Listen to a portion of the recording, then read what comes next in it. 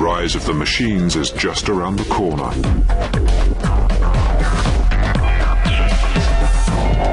Robot technology is moving into a whole new world. It is the stuff of science fiction. But should we fear the robot of the future?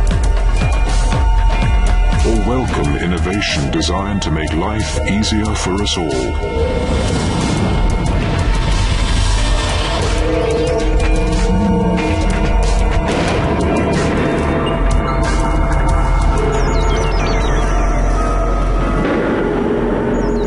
In the near future, robots may run our world.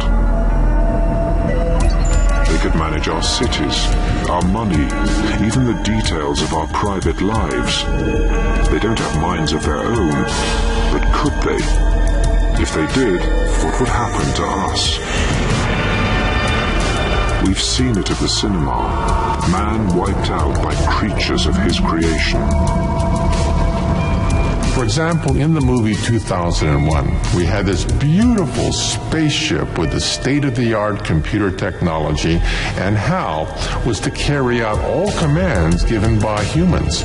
However, you know how humans are. We're messy. We give sloppy commands, and commands were given to the computer that logically could not be carried out. And so the robot said, well, if the humans give me orders which cannot be carried out, the only logical way to carry out these ridiculous commands is to eliminate the humans. And that's precisely what the robot did. That's the problem with robots. No common sense. Man's innate ability to think, decide, and act has not always served the human race well. But wouldn't a world run by robots be worse? Much worse. If there's an earthquake, all of a sudden we have a shutting down of the water supplies. And the robot will say, well, we must take care of all the fires that are breaking out. It'll divert all the water to taking care of the fires. And at that point, there's going to be a massive dislocation in the water supply inside a city. And the robot will simply not know which catastrophe is more important than another catastrophe. But such scare stories aren't slowing down robot research. In Japan, scientists are competing to recreate the human race in metal, plastic, and silicon.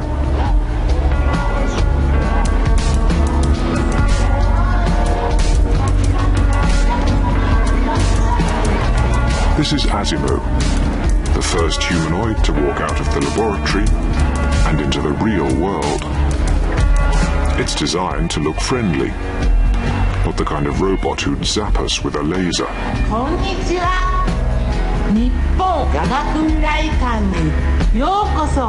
Every step Asimo takes has to be pre-planned, and its batteries only last for an hour. But it's taken nearly 20 years to get this machine up and walking. Masato Hirose was the project's chief engineer.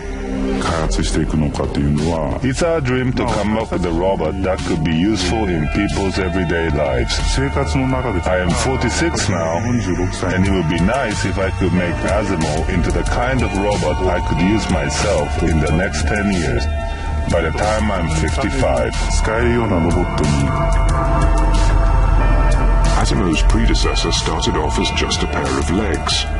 Even so, he was a top-secret project. Scientists didn't want anybody to see their progress or witness their failures. This robot, built in 1986, could only walk in a straight line and needed nearly 20 seconds to take a single step. Picking up the pace was a huge challenge. To walk upright, a person uses 200 muscles, all controlled by the human brain. For a top-heavy robot to walk on two legs, its computer has to perform a constant balancing act. No matter how many times we tried to do this, it always fell over. We refined it day by day, over and over again, and finally got the robot to walk. Engineers spent years monitoring human body movements and then programming their robots to recreate them. It took 4 years to get the speed up to 1 kilometer an hour. It took another 2 years to get the robot to cope with slopes and stairs. Finally, in 1993, there'd been enough progress to attach the legs to something that looked like a body. P1 was almost 2 meters tall and weighed 180 kilos, twice the average weight for a man that size. But its successor, P2, was much lighter and more compact. The first time I saw Honda P2, I was impressed and amazed. It was walking without wires, everything was self-contained, onboard computers, onboard batteries, so it was impressive on that level, but also just because Honda was able to keep it a secret for 10 years.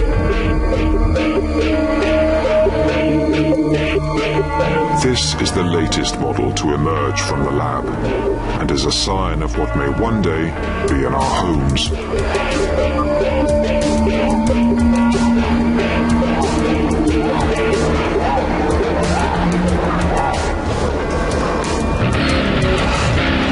The quest to build the first artificial human is highly competitive. H7 is the result of a multi-million-dollar research project funded by the Japanese government. The objective? The creation of humanoid robots capable of performing complicated tasks, like playing football. Keeping your eye on the ball and kicking it with your feet may be child's play for humans, but it's a major advance for machines.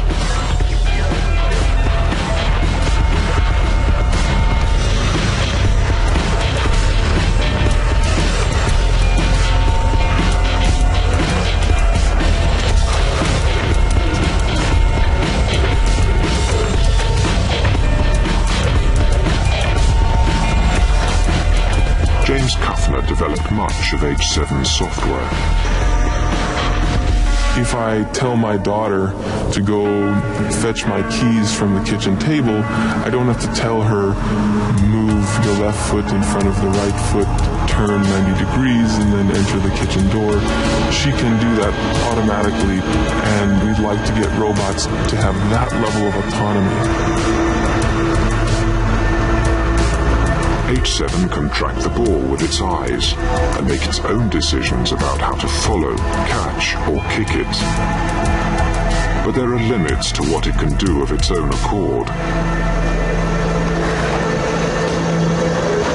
H7 may have mastered football, but it's not so good at other sports. A whole new set of software is needed just to get H7 to pick up a bat. H7 doesn't find the bat by using its camera eyes. Instead, every movement is planned in advance and written into its software.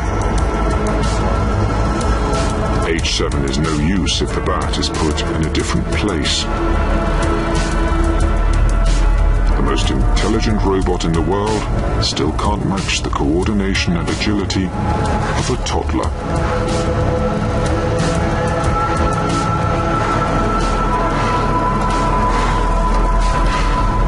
The software that I wrote for H7 took over 5 years to develop and over 100,000 lines of code, and that involved getting the robot to move, pick up an object and put it from location A to location B. It didn't include object recognition, speech recognition, other kinds of sensing like computer vision functions.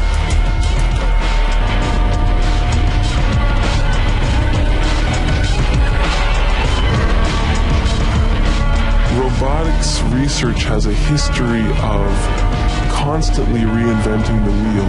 Every time a new machine was developed, they had to write again from scratch the software to control it. So I really believe that we're not going to be able to make progress in robotics without some way to build upon the lessons learned.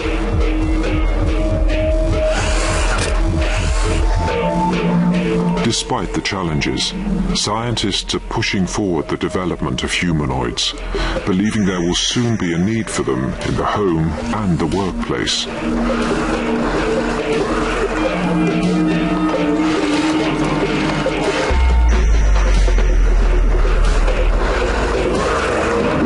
If you take a look at the Japanese population, it is aging rapidly.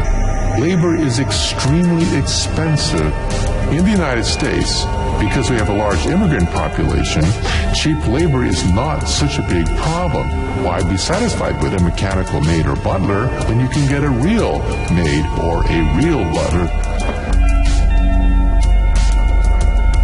But in Japan, mechanical servants have a bright future, and not just in the home.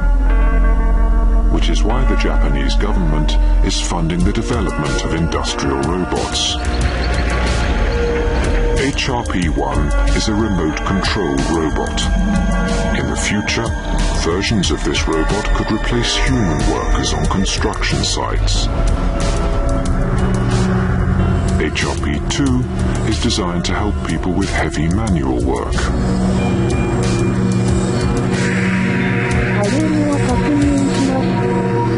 It's remotely controlled by instructions given through a headset.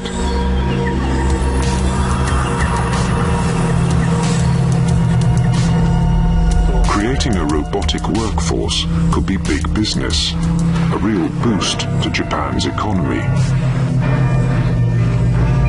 But there are still a few snags to overcome.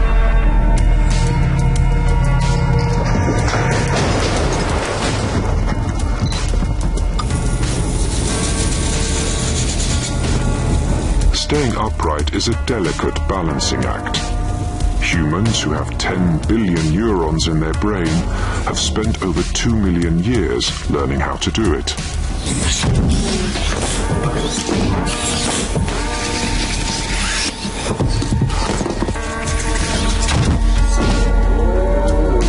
Morph 2 is a miniature humanoid, not always on its toes. Like a human, it can sense when it's off balance, but it's not always successful at compensating. But when it does manage to stay upright, its range of movement is impressive.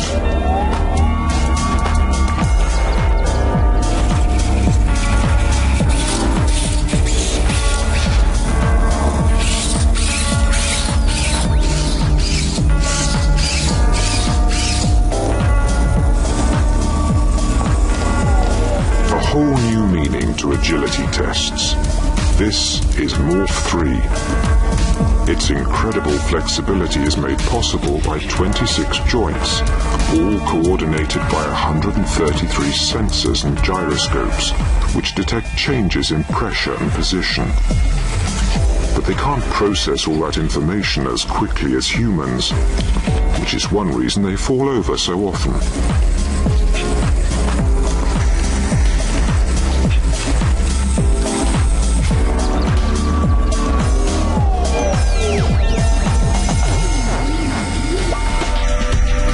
While humanoids are still being developed, other robots are already being put to work.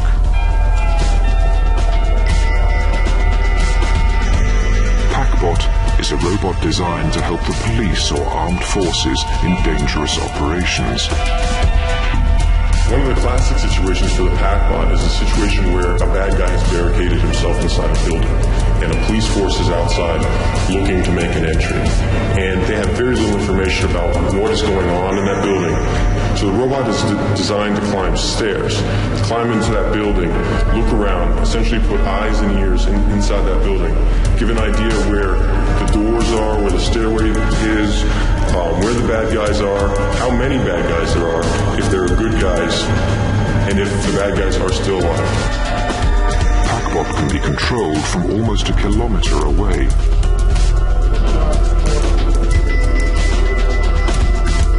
It's a versatile robot, equipped with cameras, microphones, infrared sensors, and sonar.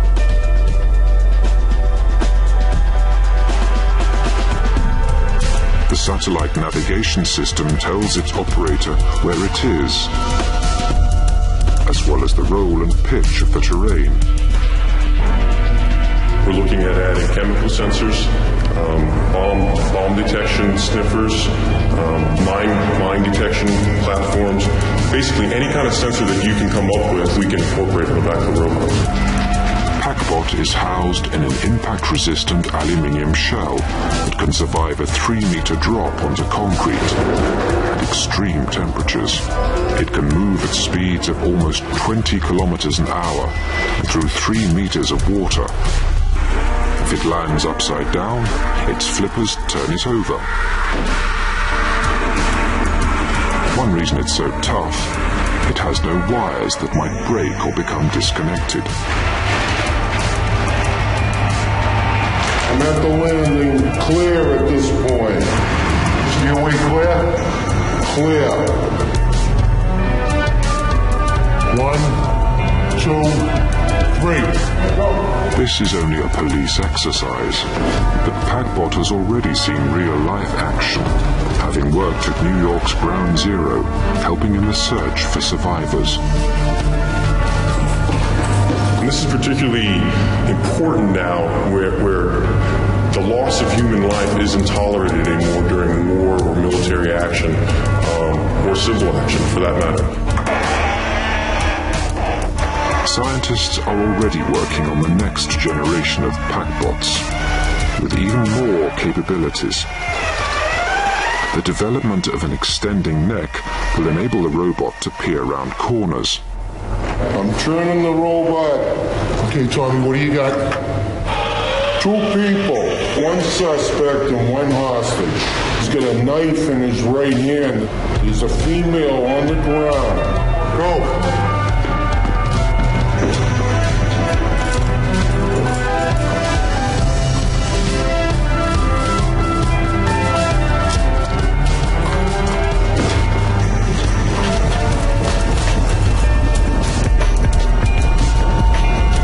At the moment, PackBot works alone.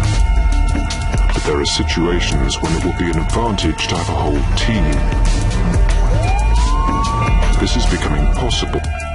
New technology called Swarm.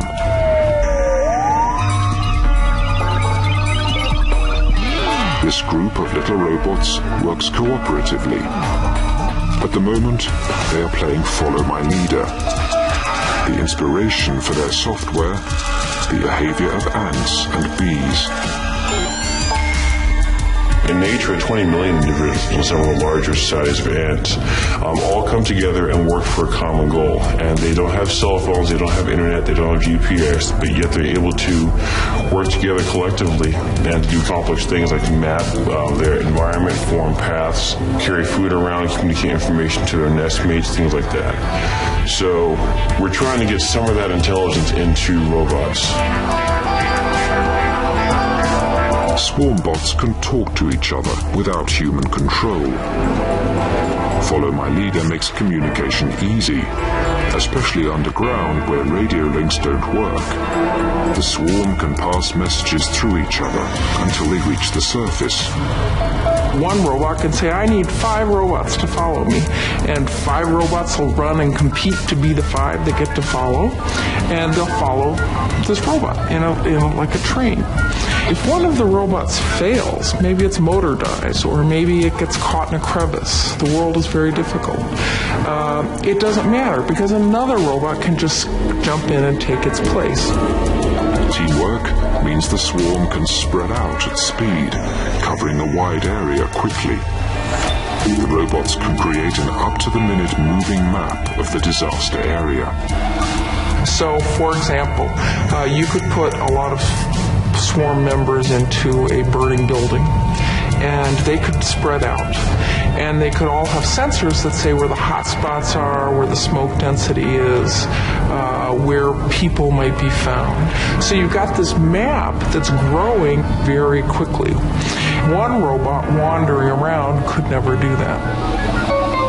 Ultimately, the goal is to construct thousands of swarm robots, clever enough to take on intricate tasks in difficult environments, such as searching for landmines, rummaging through rubble in the aftermath of an earthquake, or even exploring forbidden planets like Mars.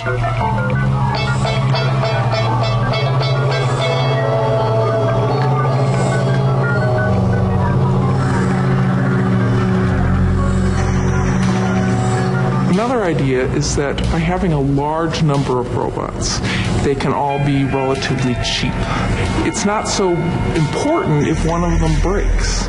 So now, if you wanted to have a mission on Mars, for example, imagine dropping 1,000 robots.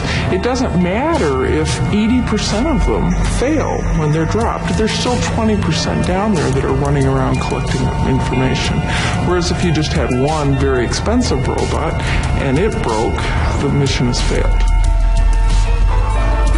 And with these uncomplaining automatons doing the dirty work, there's no risk to human life. Robots can withstand the stresses, the strain, the radiation, the deprivation that exists in outer space. They don't complain, they don't require life support, and they don't have to come back. But space research will have job opportunities for bigger robots too. Robonaut is a remote control robot developed by NASA to work outside a space station where there's danger from space debris and cosmic rays. Safe inside the space station, the astronaut wears a special visor and glove. When he turns his head, the robot's head turns too, and sends back video images of what it can see. When the astronaut moves his hand, the robot mimics the action.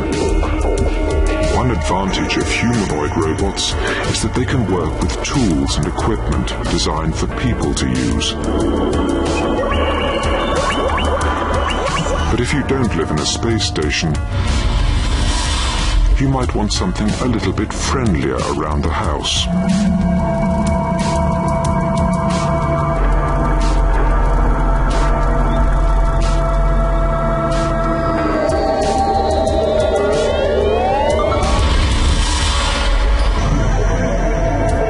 How about a robot that could greet you at the door?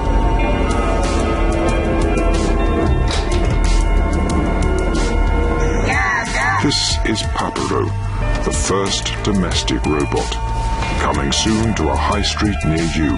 Hello? 調子はどう? I'm fine, thank you. Papero stands for Partner Personal Robot. It's a PC on wheels. It could act as your personal secretary.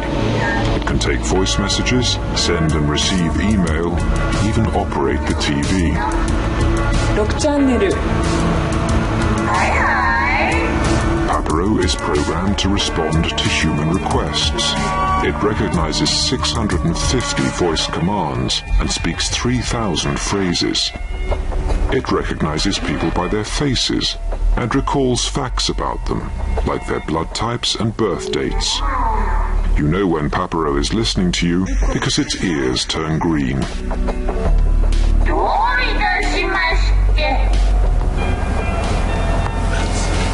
Papero can easily be linked to the internet or telephone. This means that humans can check what's happening at home when they're away. For example, if you can't remember whether you turned off the gas cooker, you can use Papero to see pictures inside your house. You can also check on your pets at home. And because Papero is compact and on wheels, it's very stable. It won't crush small children or trip over pets. And if it does bump into something, it's unlikely to do any damage. Papero likes to be stroked. This tells it that you're pleased. And it remembers its good behavior for future occasions. And if you need a dancing partner, Original dance. Papero is definitely for you.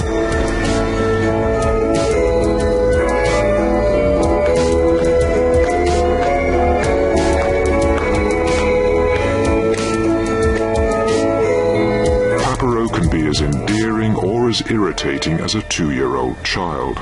もう疲れたから切るね。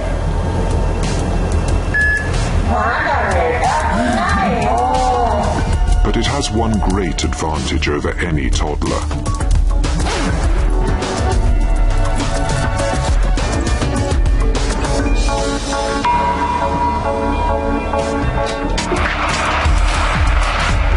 Years of research have gone into today's robots. But are they ready to join the workforce? Our robots today have the collective intelligence and wisdom of a cockroach, a retarded cockroach, a lobotomized retarded cockroach. However, because of the doubling time of computers, I think that by the year 2020, we may have robots that are as intelligent as mice, perhaps as intelligent as a dog. If robots are really going to be useful, they're going to have to learn how to learn.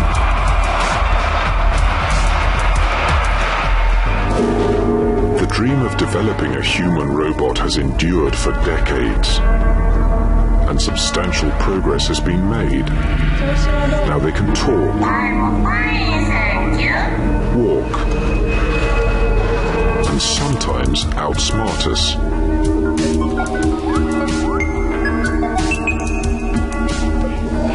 Playing chess against a grandmaster demands intellectual skill.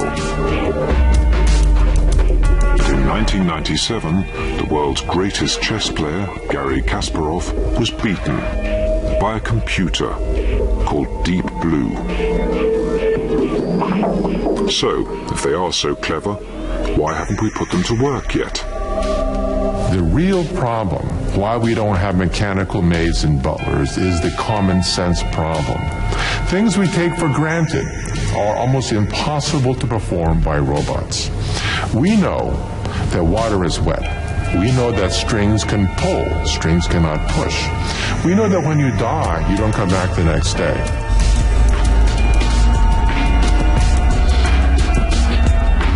It would take experts centuries to program a robot to have the common sense of a 2-year-old. So now, robot designers in America are trying a different approach, getting them to learn.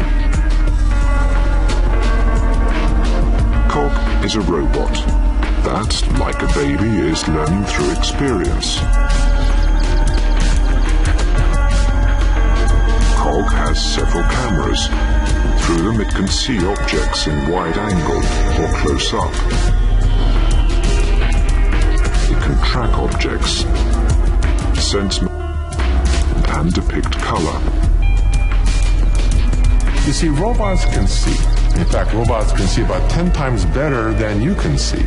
But robots don't understand what they are seeing. You don't understand anything more than lines and simple geometric patterns. At first, Cog didn't know where its arms stopped and where an external object began. But by seeing and poking these toys, Cog is slowly learning the map of its own arm and how to distinguish a particular object from the background.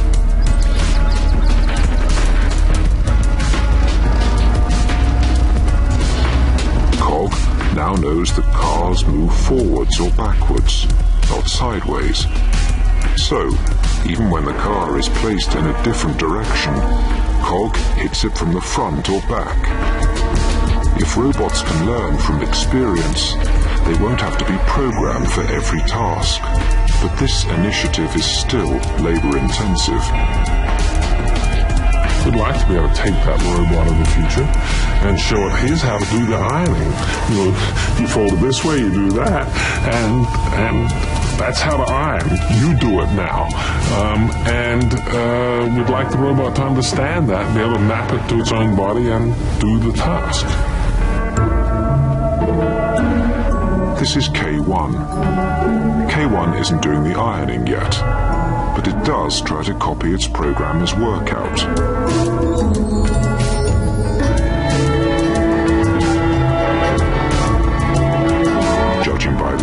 performance, no one is going to let it loose on the ironing for some time.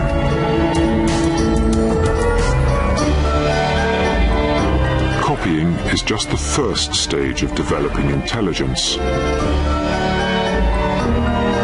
If K1 is ever going to learn how to do the ironing, it will not only have to know how to hold the clothes and move the iron, it will also have to understand that the aim of the exercise is to get the clothes free from creases.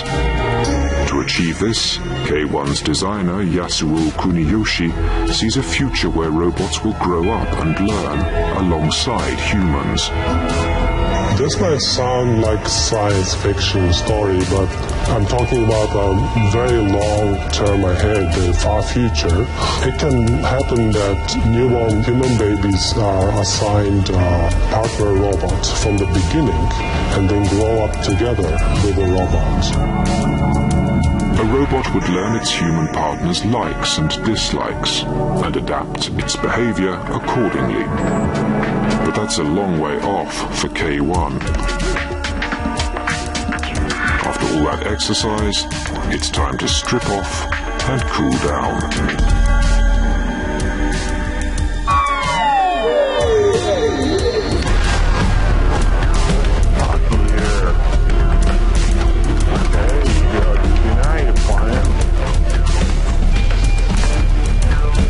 Darren Bentivegna is teaching DB to play air hockey. DB's camera eyes have been set up to track the puck's bright color. So far, so good. As long as the lighting conditions don't change.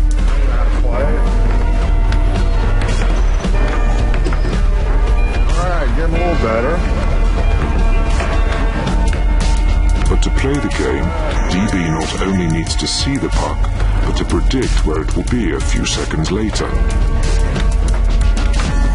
That's my score. The puck not always can be seen. Sometimes it goes underneath an arm or it's in a corner. So when this happens, DB cannot see the puck anymore. So it's almost as if you were to play air hockey and somebody was always to do this to you. So you're trying to predict, and then all of a sudden somebody covers your eyes, and then they take your hands away, and now the environment has changed. Once DB has learned how to keep an eye on the puck, it then needs reasoning skills to decide its strategy.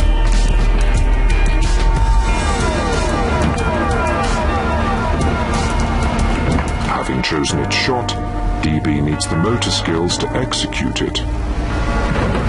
And all these seeing, reasoning and action skills need to happen instantly. The puck waits for no man and no thing. Is it worth all this effort just to teach a robot a game?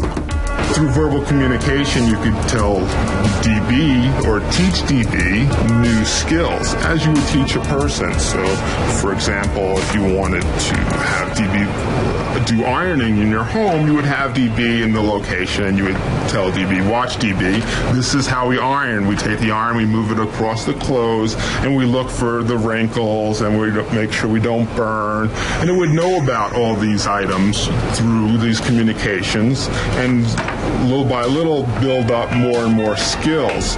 One day you'll be able to play as good as this. Well, I'm hoping you'll be able to play better.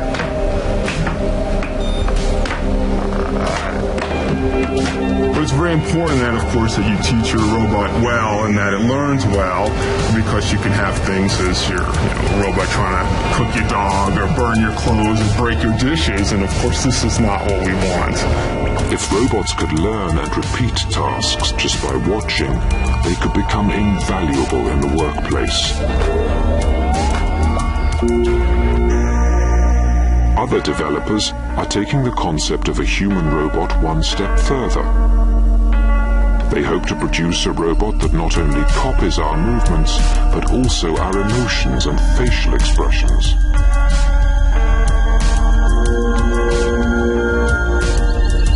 Fumio Hara directs the Face Robot program at Tokyo's Science University. The easiest expression to replicate is excitement. The corners of the mouth move up and the eyes go down slightly.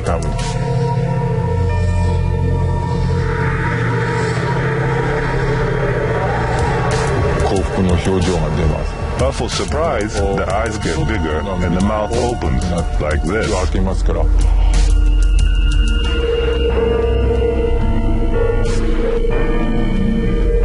And for fear, you're scared. Everything tightens up and the eyes are slightly bigger and the mouth horizontal.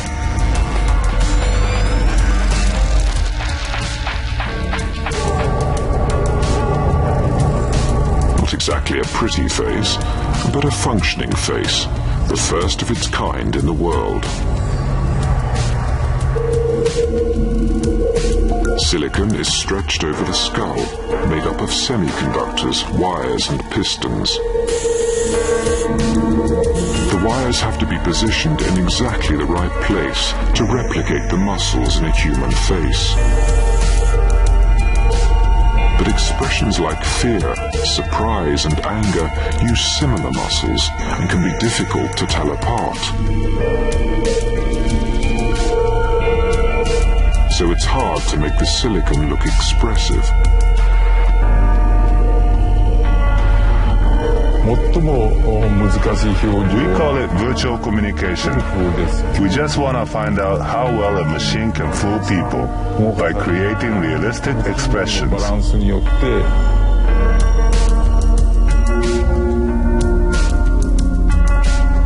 Hara believes that a great deal of communication is through facial expression alone.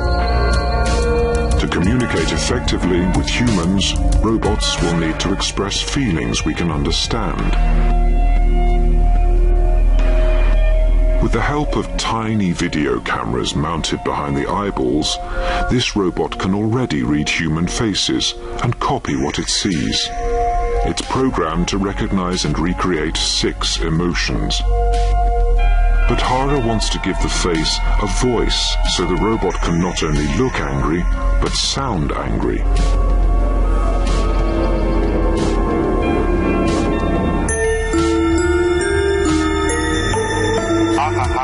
Meet WE4, Mr. Personality.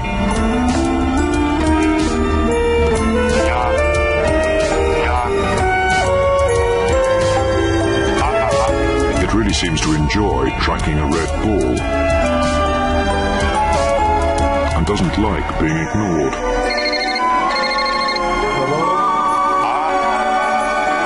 It shows surprise when the scientist opens a bottle of vodka, but it does like the smell. WE4 can make expressions of disgust, fear, anger, surprise, sadness, and happiness.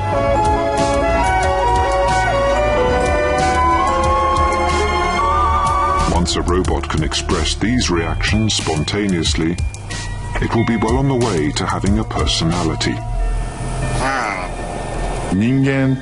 For successful communication, the key issue is compatibility. 2 incompatible people are not likely to become lovers or marry each other. The next step is to make each individual robot's personality harmonize with individual people.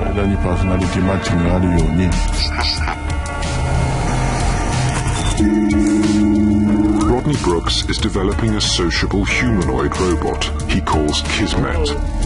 Fell at me. You want to talk to me today? What do you think? Why that?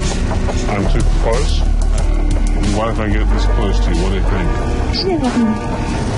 Right now, Kismet is modeling a very young infant who doesn't really have language. So it babbles and does turn-taking, as you can do with a young infant, back and forth. But there's not too many words that it understands, and it can mimic a little bit, and we're having it learn about simple objects by talking to it. Can you see me? Yes. No, it's a bright light, isn't it? You're much more interested in the bright lights than my face today. Come over here. Kismet engages with people through an expressive face-to-face interaction. Brooks was inspired by infant social development and psychology. Kismet has a bunch of different emotions, and it will react differently to the same stimulus depending on what emotional state it's in. Sad. So we never know from minute to minute or even day to day how it's going to interact with us.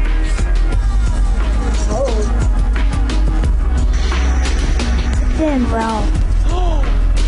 Hello. Hello.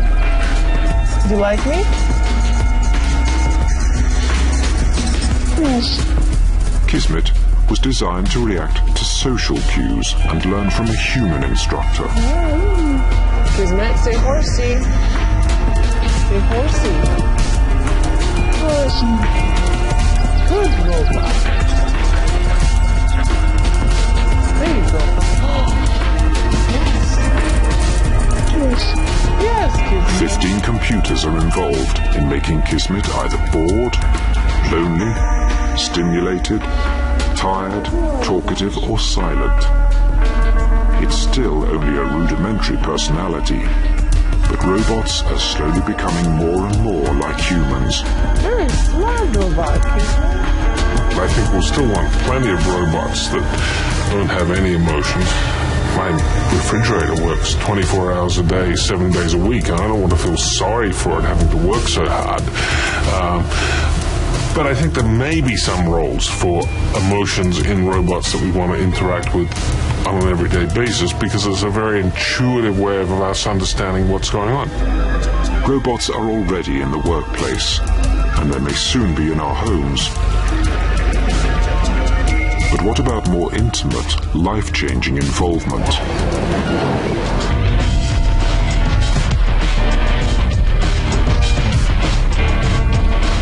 Eric Harper looks like anybody else.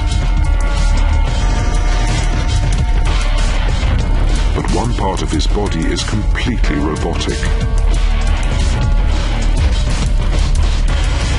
9 years ago, Eric lost his right arm in a printing press accident.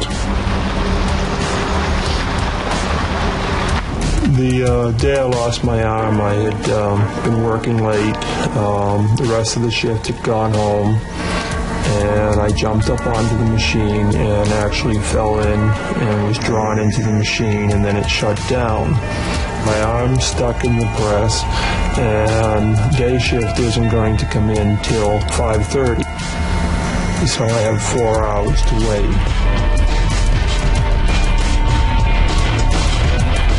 Eric was eventually rescued, but most of his right arm had to be amputated. I was right-handed, and having lost my arm, it was like, oh, this is going to kill me? No. I'm going to go on. I'm going to do what I want to do. I have a life to live, and it's not going to stop me. The robotics in Eric's new arm are designed to respond naturally to his body movements. The arm consists of microprocessors, circuit boards, motors and gears. It weighs nearly 3 kilos. Electrodes in the socket receive electrical impulses from what's left of Eric's muscles.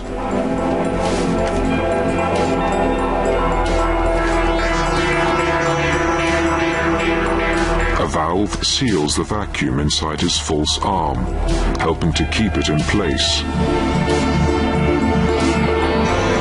A computer reads the electrical impulses from Eric's back muscles and bends his robotic elbow, raising his forearm.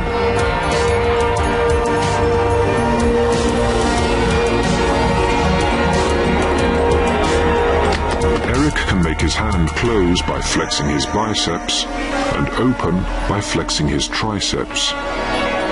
Like all robots, we have to run on battery power, and I have to pop out the battery on the bottom just like this, and then get a new battery and put it back. Occasionally I'll get caught and I'll just run out of energy.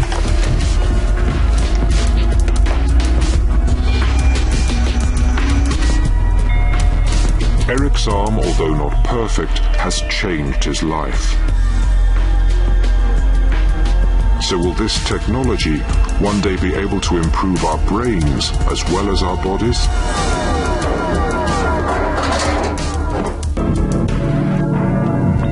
This stroke victim can't move or speak, but an electronic brain implant gives him the ability to operate a computer by the power of thought alone. His thoughts generate electrical activity in the implant, which is picked up by an aerial link to the computer. The signals are then translated into action, and the cursor moves on the screen. The brain is able to communicate with electronic devices really because they speak the same language, which is electricity. A two-way signaling system is being developed so that implants can also receive information from other parts of the body. We want to bring touch into the brain directly using stimulation through arrays of electrodes in the brain. And we think that it will be possible someday for people who are quadriplegic to be able to feel their body again. External brain stimulation is already being put to the test. This is the world's first radio-controlled rat.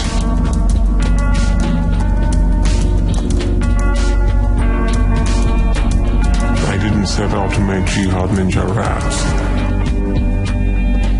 What we wanted to do was an experiment that gave us a sense about how well animals understand signals that come directly into their brain. Rats have poor eyesight. They use their whiskers to find their way around in the dark. 3 electrical probes, each the thickness of a single hair, were implanted in the part of the rat's brain that picks up signals from its whiskers. The operator can direct the rat by typing commands into the computer. In one way, you could compare the system to a child's remote-controlled car. An operator stands with a laptop and sends out key signals.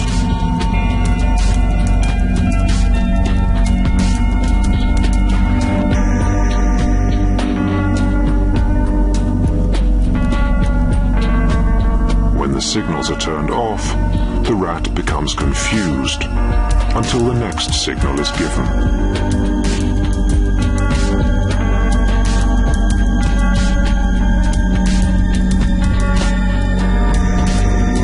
Dr. Talwar believes his remote-controlled rats could be very useful.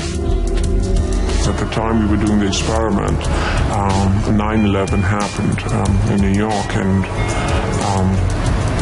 we were looking at these images on television, and it occurred to us that what we have in front of us could be a very cool technology to solve many of the search and rescue problems. Rats could be invaluable for search and rescue amongst wreckage, or for sniffing out hidden landmines. Unlike clunky machines, rats are familiar with rough terrain and small spaces. The concept has not been well received by animal rights groups. Such experiments will be regulated and may be limited if they're shown to cause unnecessary harm or stress to the rats and mice. But one day, humans might choose to have brain implants themselves. As the baby boomers of the world get older and older and more scared of falling apart, I think you'll see lots and lots more medical pressure to augment our bodies and improve them through putting direct silicon digital connections inside our bodies. We've seen time and again that what starts out as a technology for helping people who are ill or sick or injured then becomes optional. And the great example of that is cosmetic surgery. It started out for helping people with burns, but now cosmetic surgery has a whole life of its own for improving people's looks and well-being. If this is what we're prepared to do to make ourselves more beautiful, what would we do to be brighter, more talented, more athletic? We could give people supranormal senses. We can give them the ability to have ultrasound. If you have ultrasound, then you can detect the presence of objects near you without seeing them. If you might be able to use infrared, which would allow you to see in the dark. You might have supranormal reflexes. You'd be able to hit a baseball coming at you much faster than you can now.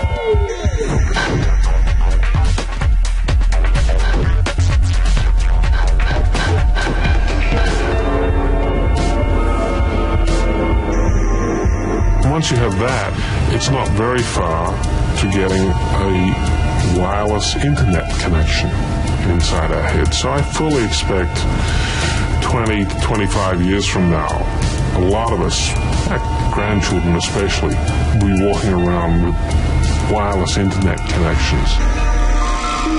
And there will be robotic devices throughout our environment. Millions of chips will be embedded in our furniture, utensils, and clothing.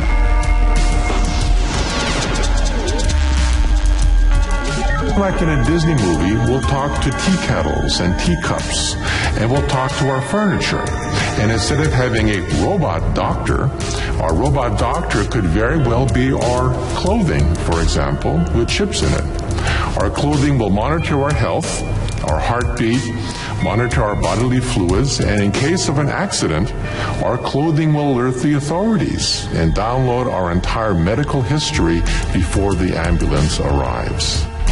The rise of machines could be just around the corner, and this may be a source of hope, not fear, because the robots running our lives are unlikely to be the metal and silicon creations of science fiction. They'll be part of us. The future of robots is us, and us will be the robots. The combination of person and robotic technology is going to be far better than any pure robot that we can build. Our new robo-beings. A collaboration of man and machine. Flesh and technology. Not Homo sapiens, but Robo sapiens.